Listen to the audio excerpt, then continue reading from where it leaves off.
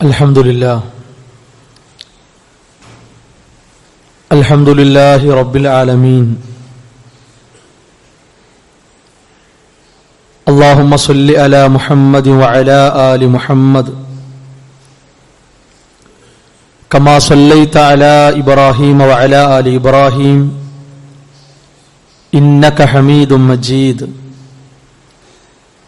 اللهم بارك على محمد وعلى آل محمد كما باركت على إبراهيم وعلى آل إبراهيم إنك حميد مجيد. أما بعد فإن خير الحديث كتاب الله وخير الهدي هدي محمد صلى الله عليه وسلم وشر الأمور محدثاتها وكل محدثة بدعة وكل بدعة ضلالة وكل ضلالة في النار. يا أيها الذين آمنوا اتقوا الله حق تقاته ولا تموتن إلا وأنتم مسلمون. يا أيها الناس اتقوا ربكم الذي خلقكم من نفس واحدة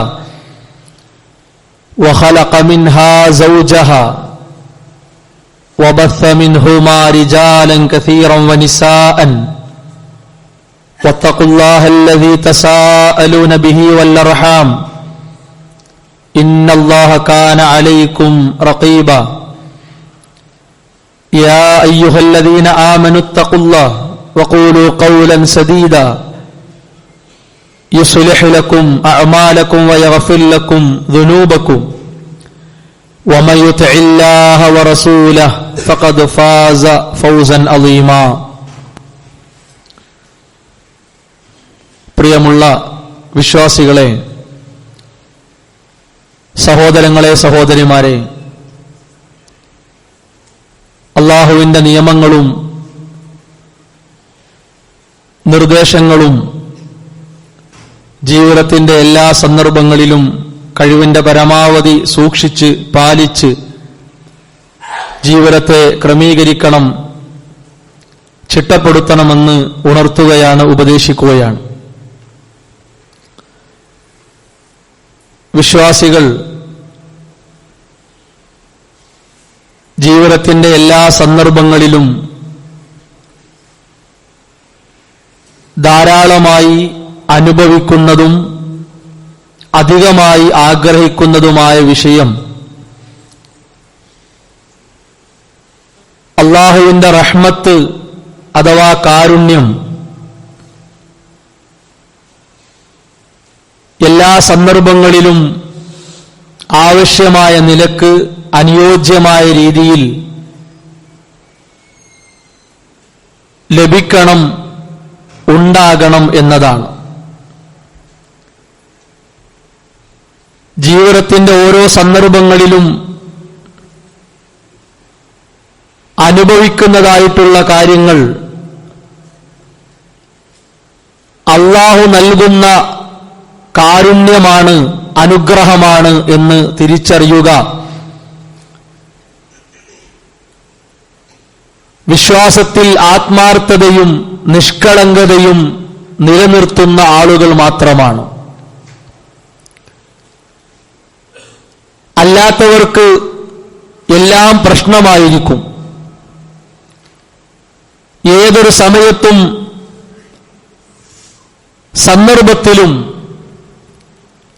അവർക്കുള്ള കാര്യങ്ങൾ അവരെ അലട്ടുന്ന, അവരെ പ്രയാസപ്പെടുത്തുന്ന വിഷയങ്ങളായി മാത്രമാണ് അവർക്ക് തോന്നുക. വിശ്വാസിയെ സംബന്ധിച്ചിടത്തോളം ആഫിയത്തുള്ള, ആരോഗ്യമുള്ള സമയമാകട്ടെ, രോഗബാധിതനായി പ്രയാസപ്പെട്ട് നിൽക്കുന്ന നേരമാകട്ടെ, അതെല്ലാം അല്ലാഹുവിന്റെ റഹ്മത്തായി, കാരുണ്യമായി കിട്ടിയതാണ്.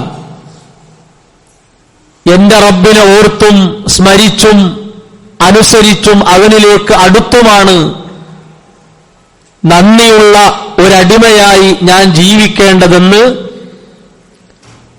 തിരിച്ചറിഞ്ഞുകൊണ്ടും ഉൾക്കൊണ്ടുമാണ് ഒരു വിശ്വാസി അവന്റെ ജീവിതത്തിൽ സദാസമയം ഉണ്ടാവുക.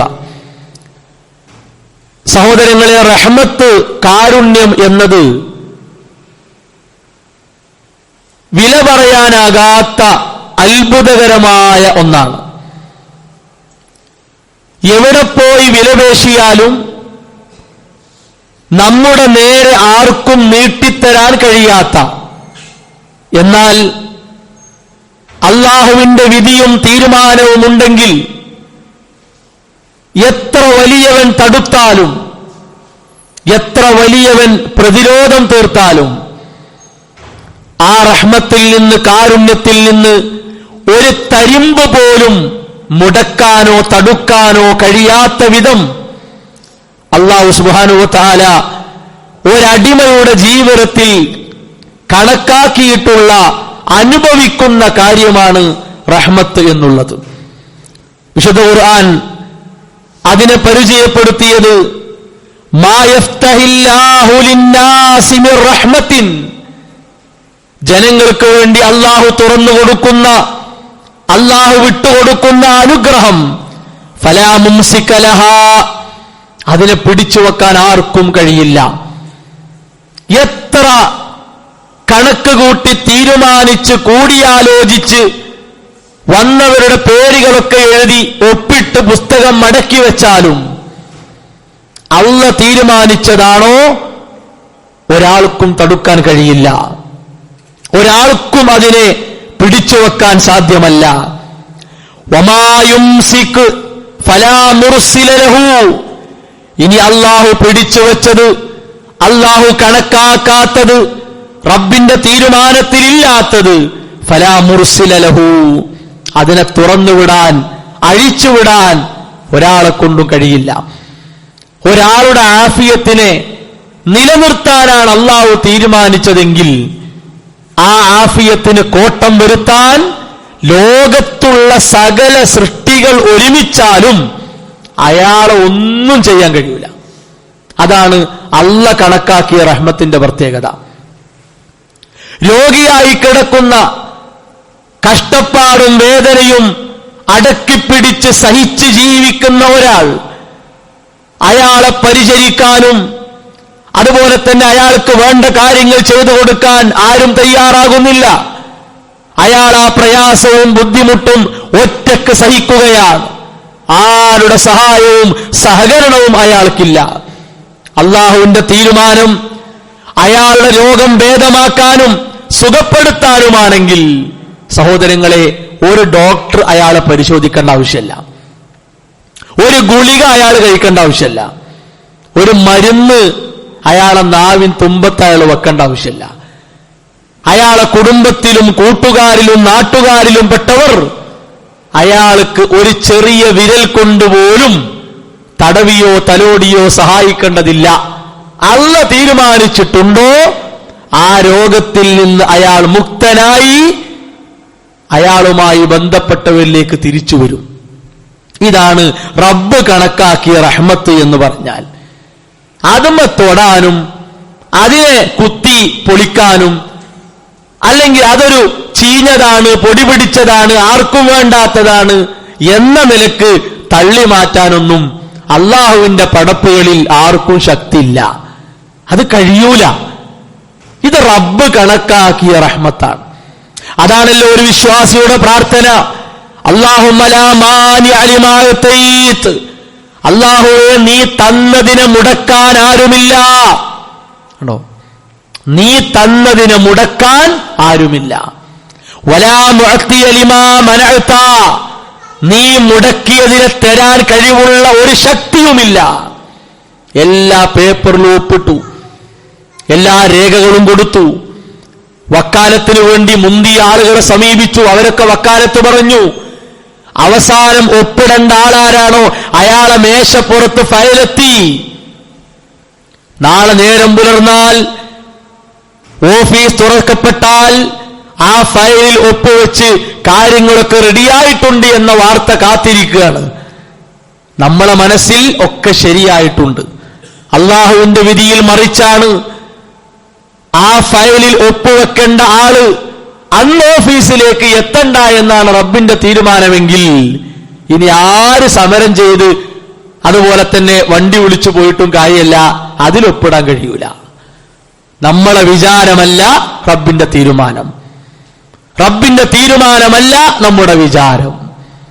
ഇതത്രയും സ്വകാര്യമായി രഹസ്യമായി അല്ലാഹ്ക്ക് മാത്രം അറിയുന്ന അത്ഭുതകരമായ ഒരു കാര്യമാണ്.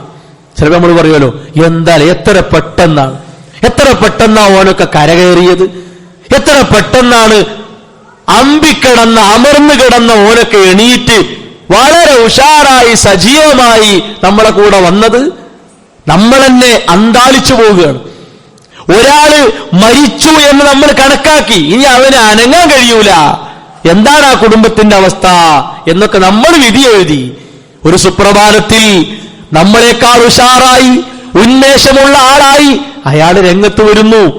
അയാളെ നോക്കി പറഞ്ഞ നമ്മളോ ഊരവേദന, കാലുവേദന, തലവേദന, പെരടുവേദന, പള്ളവേദന, നമ്മൾ വേറെ അവസ്ഥയിലേക്ക് മാറ്റപ്പെട്ടു. ആഫിയത്തിന്റെ കാര്യം, രോഗത്തിന്റെ കാര്യം നമ്മുടെ കയ്യിലല്ല, അത് റബ്ബിന്റെ തീരുമാനത്തിൽ പെട്ടതാണ് എന്ന് വിശുദ്ധ ഇസ്ലാം നമ്മോട് ആവർത്തിച്ച് പറയുകയാണ്. സഹോദരങ്ങളെ, ഇതാരെ ഉൾക്കൊള്ളുള്ളൂ? ലോകത്തെല്ലാ മനുഷ്യരും ഈ യാഥാർത്ഥ്യം ഉൾക്കൊള്ളാൻ തയ്യാറാണെങ്കിൽ അവർക്കൊരിക്കലും അള്ളാഹുവിനെ വിസ്മരിക്കാൻ കഴിയൂല. അള്ളാഹുവിനെ മറന്ന് അവനെ ഓർക്കാതെ, അവനെ അനുസരിക്കാതെ, അവന് നന്ദി കാണിക്കാതെ ഒരു നിമിഷം ജീവിക്കാൻ കഴിയൂല. ഈ വസ്തുത മനസ്സിലാക്കിയാൽ, ഇത് മനസ്സിലാക്കാത്തത് കൊണ്ട് സന്തോഷം ഉണ്ടാകുമ്പോ ഒക്കെ അള്ള കണക്കാക്കിയതാണ്, ഒക്കെ റബ്ബ് കണക്കാക്കിയതാണ്, എന്താ ഇപ്പൊ ചെയ്യണു, അള്ള തരല്ലേ, നമ്മൾ എടുക്കല്ലേ എന്നാണ്. അതേ മനുഷ്യന് പെട്ടെന്ന് മാനസികമായി ശാരീരികമായി ഒരു പ്രശ്നം വന്നാലോ, മണിക്കൂറുകൾക്ക് മുമ്പ്, മിനിറ്റുകൾക്ക് മുമ്പ്, ദിവസങ്ങൾക്ക് മുമ്പ് അല്ലാ എന്ന് നിറഞ്ഞു നിന്ന ആ നാവ് നേരെ തിരിയുന്നു. എന്തൊരു പരീക്ഷണം, എന്തൊരു ഇടങ്ങേറ്, എന്തൊരു മുസീബത്ത്, എന്തൊരു മാരകം, എന്തൊക്കെയാണ് പിന്നെ നാവിലൂടെ കടന്നു വരുന്നത്. ഒരു വിശ്വാസിയെ സംബന്ധിച്ചിടത്തോളം അള്ളാഹുവിന്റെ റഹ്മത്താണ് എല്ലാം. ഒരു വേദനയായാലും സമാധാനമായാലും അതൊക്കെ റബ്ബിന്റെ റഹ്മത്താണ്. ഒരു ചെറിയ നഖത്തിന്റെ പൊട്ടുപോയി സഹിക്കവയ്യാത്ത വേദനയുണ്ടെങ്കിലും ഒരു വിശ്വാസിയുടെ നാവിൽ നിന്ന് പുറത്തേക്ക് വരുന്നത് ഇന്നാ ലില്ലാഹി വ ഇന്നാ ഇലൈഹി റാജിഊൻ, അൽഹംദുലില്ലാഹി അലാ കുല്ലി ഹാൽ. ഏതവസ്ഥയിലും അല്ലാഹ്ക്കാണ് സ്തുതി. സാമ്പത്തികമായി ഞെരുക്കമുണ്ട്, പലർക്കും രോഗമാണ്, പ്രയാസമാണ്, പട്ടിണിയാണ്, ബുദ്ധിമുട്ടാണ്. ആ അവസ്ഥയിലും വിശ്വാസിക്കുള്ള മറുപടി എന്താണ്? ഇതേ മറുപടിയാണ്. സാമ്പത്തികമായ അഭിവൃദ്ധി കിട്ടി, മക്കൾക്കെല്ലാം ജോലിയായി, നല്ല മരുമക്കളെ കിട്ടി, കുടുംബക്കാർ നമ്മുടെ കാര്യത്തിൽ സന്തുഷ്ടരാണ് എന്ന് കരുതി ഞെളിഞ്ഞ് ഞെകളിച്ച് നടക്കല്ല. മറിച്ച് എന്താ വിശ്വാസി പറയുക? അൽഹംദുലില്ലാഹ് അല്ലദീ ബിനിഅമതിഹി തതിമ്മു സ്വാലിഹാത്ത്. ഇതൊക്കെ റബ്ബ് തീരുമാനിച്ചതാണ്, അള്ള കണക്കാക്കിയതാണ്. അല്ലാതെ ഈ മരുവോള് വന്നുകൊണ്ടല്ല, മകൻ അവിടെ ഇവിടെയും പോയതുകൊണ്ടല്ല, വലിയ പേപ്പറുകൾ ഫയലിലാക്കി വെച്ചതുകൊണ്ടല്ല, എന്റെ റബ്ബ് കണക്കാക്കിയത് കൊണ്ടാണ്. സഹോദരങ്ങളെ, ഈ ബോധം നഷ്ടപ്പെട്ട ഒരു വെറും തടിയായി നമ്മൾ ഒരിക്കലും മാറ്റപ്പെടാൻ പാടില്ല. വെറും തടികളല്ല നമ്മൾ ജീവനുള്ള, റബ്ബിനെ ഓർത്ത് ആ ജീവനെ നിലനിർത്തുന്ന തടികളാണ്. ശരീരത്തിന്റെ ജീവനേക്കാൾ പ്രധാനം മനസ്സിന്റെ ജീവനാണ് എന്ന് തിരിച്ചറിഞ്ഞ് ജീവിക്കുന്നവനാണ് വിശ്വാസി. അതാണ് ഏറ്റവും പ്രധാനം. അള്ളാഹുവിന്റെ റഹ്മത്ത് നമ്മുടെ ജീവിതത്തിൽ സദാ ലഭിച്ചുകൊണ്ടിരിക്കാൻ, ആ റഹ്മത്ത് എന്റെ ജീവിതത്തിന്റെ എല്ലാ സന്ദർഭങ്ങളിലും ഞാൻ അനുഭവിക്കുന്നു എന്ന ആ ബോധ്യത്തോടെ ജീവിക്കാൻ ചില കാര്യങ്ങൾ വിശുദ്ധ ഇസ്ലാം പറഞ്ഞിട്ടുണ്ട്. അതിൽ ഏറ്റവും പ്രധാനപ്പെട്ട ഒരു കാര്യം എന്താ വെച്ചാൽ അൽ ഇഹ്സാൻ, നന്മ എന്നതാണ്. നമുക്ക് നമ്മുടെ ജീവിതത്തിൽ എവിടെയും നല്ലവൻ, നല്ല ഒരാൾ, നല്ല ഒരാണ്, നല്ല ഒരു പെണ്ണ്, നല്ല ഒരു ബാപ്പ, നല്ല ഒരു ഉമ്മ, നല്ല ഒരു മകൻ, നല്ല ഒരു മകൾ, നല്ല ഒരു സുഹൃത്ത്, നല്ല ഒരു നാട്ടുകാരൻ, നല്ല ഒരു അയൽവാസി, നല്ല ഒരു ജോലിക്കാരൻ, എല്ലാ മേഖലയിലും സ്വഭാവരംഗത്ത്, പെരുമാറ്റത്തിൽ, ഇടപാടുകളിൽ അതിലേറെ ആരാധനകളുടെ വിഷയത്തിൽ, മതബോധത്തിന്റെ കാര്യത്തിൽ സഹോദരങ്ങളെ മുഹ്സിൻ, സൽവൃത്തൻ, നല്ലവൻ എന്ന പദവിയിലേക്ക് ഉയരാൻ സാധിച്ചാൽ അല്ലാഹു സുബ്ഹാനഹു വ തആല പറയുന്നു, ഇന്ന റഹ്മത്തല്ലാഹി ഖരീബും മിനൽ മുഹ്സിനീൻ. നല്ലവർക്ക് എന്റെ റഹ്മത്ത് എപ്പോഴുണ്ട്, അവരടുത്തുണ്ട് എന്നാണ്. നല്ലവർക്കുണ്ട്. നിങ്ങൾ ആലോചിച്ച് നോക്കാനും, സ്വഭാവപരമായി നല്ല നിലക്ക് ജീവിക്കുന്ന ഒരാൾ, ഇടപാടുകളിലും പെരുമാറ്റത്തിലും നല്ല നിലക്ക് ജീവിക്കുന്ന ഒരാൾ, അയാളെക്കുറിച്ച് എന്തെങ്കിലും ഒരു മോശം അഭിപ്രായം പറയണമെങ്കിൽ പറയാൻ തീരുമാനിച്ചവർ എത്ര പ്രയാസപ്പെടണം, എന്തെല്ലാം കളവുകൾ പറയണം, എന്തെല്ലാം നുണകൾ പറയണം, ആരൊക്കെ വിളിച്ച് എന്തെങ്കിലും ഒരു കടുകുമണി വലിപ്പത്തിലുള്ളത് കിട്ടുമോ എന്ന് അന്വേഷിക്കണം, പരതണം, അല്ലേ? എന്തേ കാരണം? അയാളെ ജീവിതത്തിൽ മഷിട്ട് നോക്കിയാൽ പോലും അങ്ങനൊന്നും കാണൂല. അത്രക്ക് ആള് ക്ലിയറാണ്, നല്ല വ്യക്തിത്വമാണ്, നല്ല സ്വഭാവമാണ്, നല്ല പെരുമാറ്റമാണ്, അച്ചടക്കമുള്ള മര്യാദയുള്ള ആളാണ്. അങ്ങനെയുള്ള ഒരാളെ കുഴപ്പക്കാരനാക്കണമെങ്കിൽ ആക്കാൻ ശ്രമിച്ചവർ പൊടിപിടിച്ച് വിയർത്ത് എത്ര പ്രയാസപ്പെടണം. എന്തേ കാരണം? അത് റബ്ബ് കൊടുക്കുന്ന ഒരു സംരക്ഷണമാണ്, അല്ല കൊടുക്കുന്ന ഒരു കാവലാണ്. ഇനി അങ്ങനെ തട്ടിക്കൂട്ടി കളവിലൂടെ വല്ലതും പറഞ്ഞാലോ കേൾക്കുന്നവർ പറയും, നിനക്ക് വേറെ പണിയില്ലടാ, ഈ നാട്ടിൽ ഇയാളെക്കുറിച്ച് ഇങ്ങനത്തെ ഒരു അഭിപ്രായം, വൃത്തികെട്ടവനെ നീയല്ലാതെ വേറെ ആര് പറയും? എന്തൊരു നല്ല മനുഷ്യനാണ്, എന്തൊരു നല്ല വ്യക്തിയാണ് എന്നും പള്ളിയിലുണ്ട്. അയാളെ കൊണ്ട് സാധിക്കുന്ന എല്ലാ കാര്യങ്ങളിലും ഇടപെടുന്നു, ആരോടും പുഞ്ചിരിക്കുന്നു, ദേഷ്യപ്പെടുന്നില്ല, അസൂയയില്ല, പകയില്ല, കുശുമ്പില്ല, വാശിയില്ല. അങ്ങനത്തെ ഒരാളെ പറ്റിയിട്ട് ഇത് പറയാൻ, എടാ മോശക്കാരാ, നിനക്കെന്നെ കഴിയുള്ളൂ എന്നല്ലേ അയാളെ കേൾക്കുന്നവർ പറയുക? സഹോദരങ്ങളെ, അത് അല്ലാഹുവിന്റെ റഹ്മത്താണ്. ഏറ്റവും പ്രധാനം, മതബോധം നഷ്ടപ്പെടാത്ത ഒരാളായി ജീവിക്കാൻ സാധിച്ചാൽ നമ്മുടെ വ്യക്തിത്വം തകരൂല, നമ്മൾ എവിടെയും ക്ഷീണിക്കൂല, എവിടെയും തളരൂല.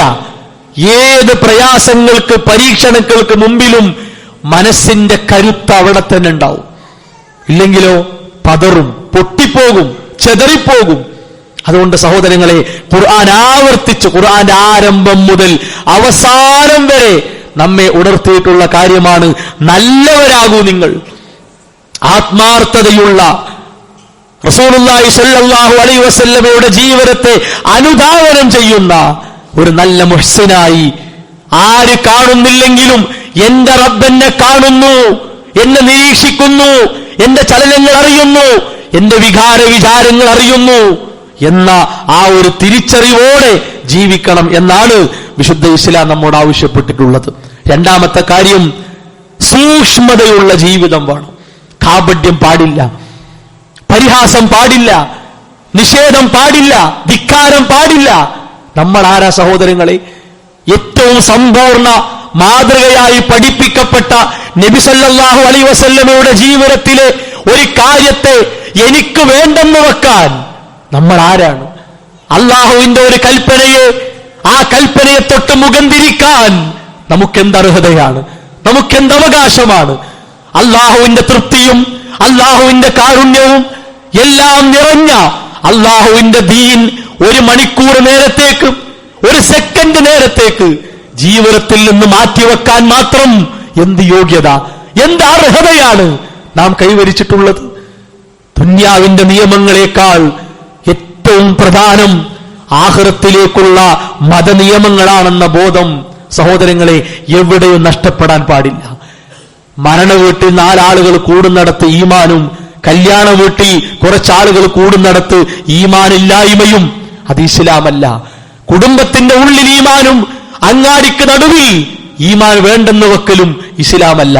ജോലിസ്ഥലത്തും പഠിക്കുന്നിടത്തും തോന്നിയതുപോലെ ആകാം, മറ്റുള്ളിടത്ത് നല്ലവനാകാം. അങ്ങനത്തെ ഒരു ഇസ്ലാമില്ല ലോകത്ത്, അങ്ങനത്തെ ഒരു ഇസ്ലാമില്ല. അത് നിഫാഖിന്റെയാണ്, അത് കാപട്യവും കുഫറും നിഷേധമൊക്കെയാണ്, അത് പറ്റൂല.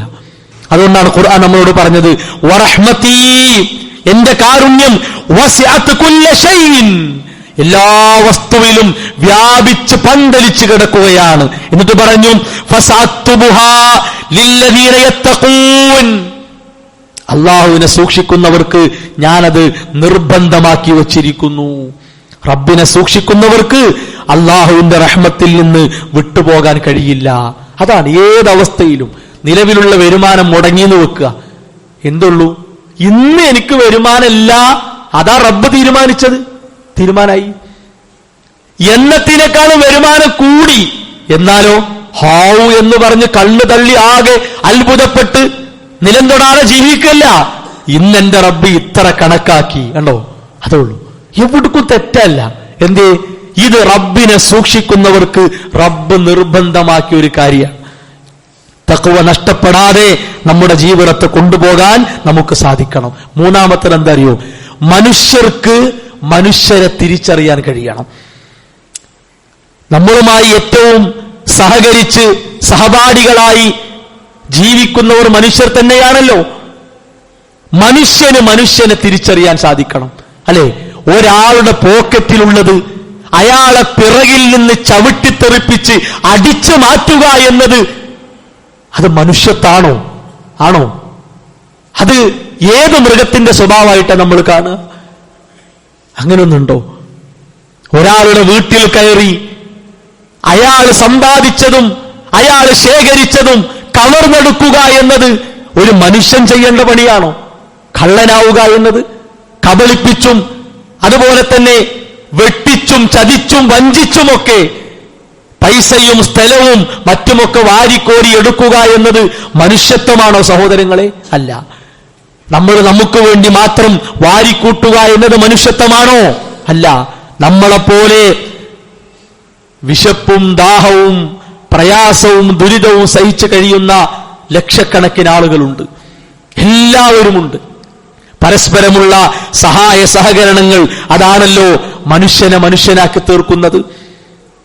ഈ മനുഷ്യത്വം മരവിച്ചു പോയാൽ, അത് മരിച്ചുപോയാൽ പിന്നെ എന്തിനാണ് നമ്മുടെ ജീവിതം?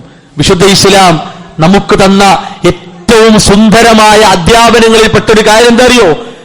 ഒരടിമ മറ്റൊരടിമയെ സഹായിക്കുന്നതിലാണ് അള്ളാഹുവിന്റെ സഹായം ആ അടിമക്ക് ഉണ്ടാകുക എന്നാണ്.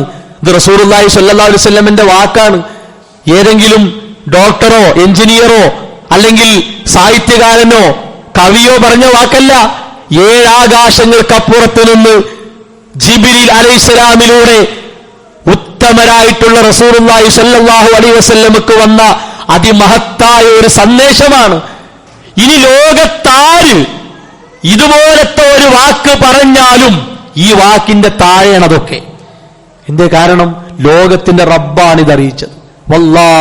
അല്ലാഹു തന്നെയാണ് ഫീ ഔനിൽ അബ്ദ് മാ കാനൽ അബ്ദു ഫീ ഔനി അഖീഹി എന്നാണ്.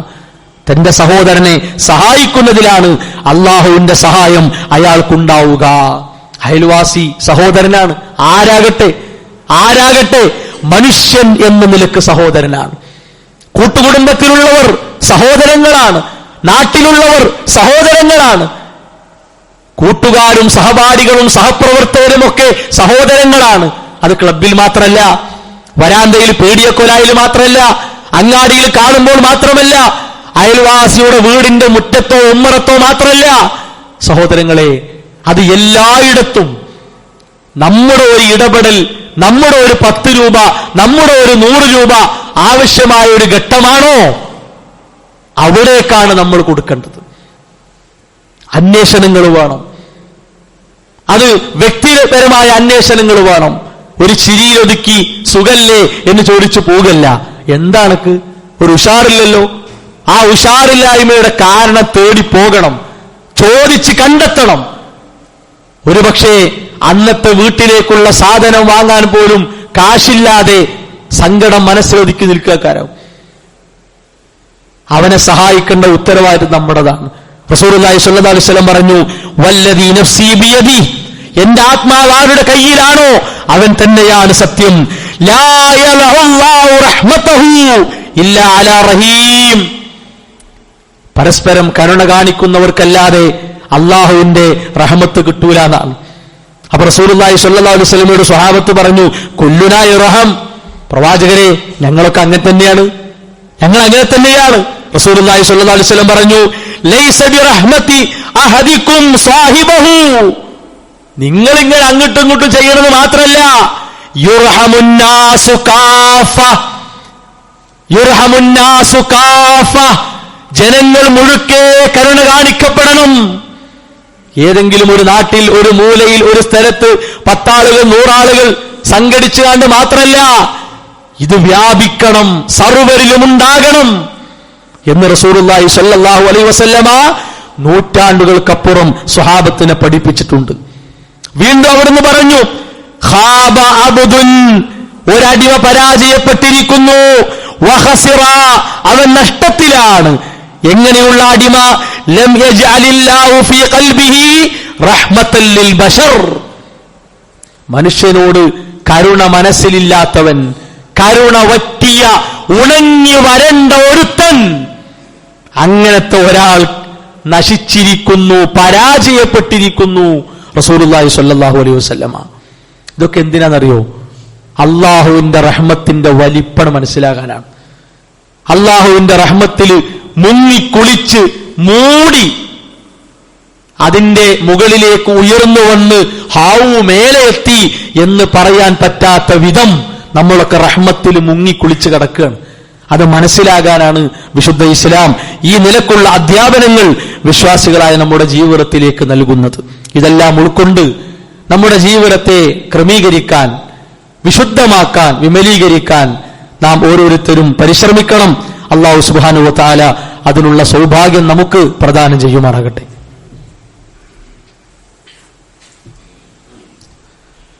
അൽഹംദുലില്ലാഹി വസ്സലാത്തു വസ്സലാമു അലാ റസൂലില്ലാഹി വഅലാ ആലിഹി വഅസ്ഹാബിഹി അജ്മഈൻ, അമ്മാ ബഅദ്.